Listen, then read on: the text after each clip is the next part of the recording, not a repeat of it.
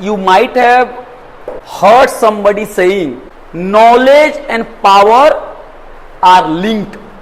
What do you mean by this statement? That there is a connection between knowledge and power.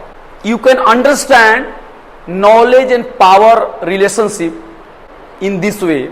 Any discipline, any subject which has been introduced has some purpose, and the purpose is very much political. Comparative politics as a discipline emerged at Second World War. One could argue that Aristotle also did comparative politics because he compared different constitutions and he did a comparative study of different polities of city-state. We are not denying this historical fact, but comparative politics as a discipline, very much a modern discipline, emerged around Second World War.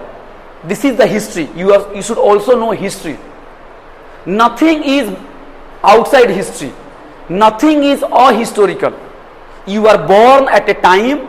Similarly, a subject was also born, and there is a purpose behind that subject. Why comparative politics was promoted in the West? Why it was taken up by academics? The simple reason is that around Second World War, several new countries became independent. Earlier, these countries were colonized by the Western powers, but by 1940s, by 1950s, several countries became independent. India got independence. By the same time, Sri Lanka also got independence. So, scholars, when they are at their university, they are observing the world, and they are somehow surprised to see that new countries, those countries were all earlier treated as colony, now they are becoming independent. Okay?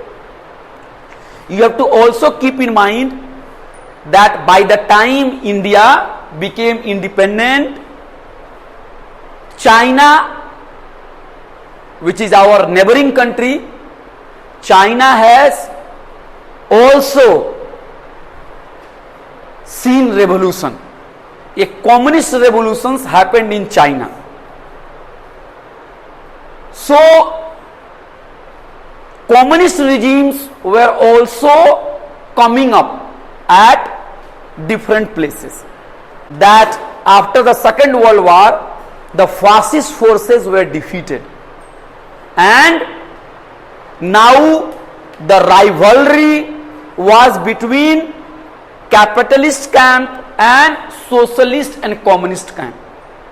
So, the communist or the socialist or the second world was led by USSR under the leadership of Stalin. So, Russia saw revolution around 1917. China similarly underwent a socialist, a communist revolutions in 1949. So what is happening that the Western scholars, they are now feeling puzzled. In their thinking, only the liberal democracy with industrialization, this is the only model which the world should follow. And many countries are refusing to adopt, to imitate the Western model. So they are surprised. Western scholars thought that whatever we have achieved in Europe or in America, this is the real history for all the other countries which are backward. they should follow our model, they should follow our policies, they should go for modernization, industrialization, they should bring about liberal democracy, and they should follow what we are telling them. But the reality is that several countries got independence, and you know it very well that during the freedom struggle, the fight was between the rulers and the ruled. Who were the rulers? The rulers were mostly the Western power. So, in third world countries, you will find that the sentiment against the colonial government is very much there. And socialism, communism as an idea, this is also emerging. It is a very powerful idea, and many countries are now going to follow, or they are following, or they have followed communist or socialist model. So these were the developments which did not suit the particular interest of Western academia.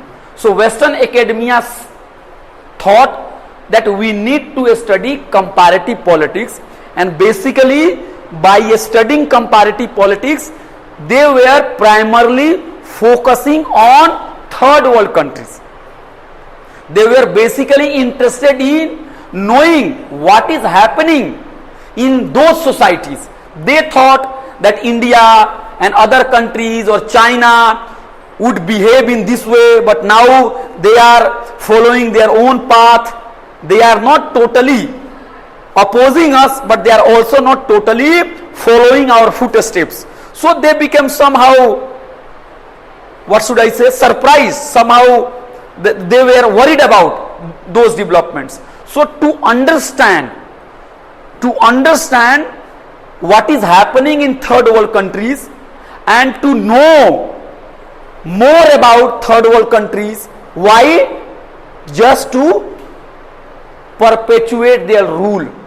I mean to say that the Western powers left colonial countries, but they did not leave us forever. We got political independence, but Western powers wanted to exercise their influence through other institutions. So they thought that let's develop a discipline, let's study those society, and by knowing them we will be able to exercise our power. So in this way, knowledge is very much related to power. I am studying not because I am a great person.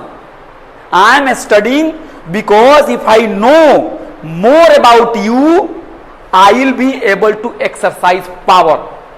So to rule over somebody, you need to know about that society. Colonial administrators, colonial scholars did the same thing in India. In India, history writing started with the coming of colonial masters. They were not doing any charity by reading or by writing Indian history. You understand my point? So this is the connections between knowledge and power.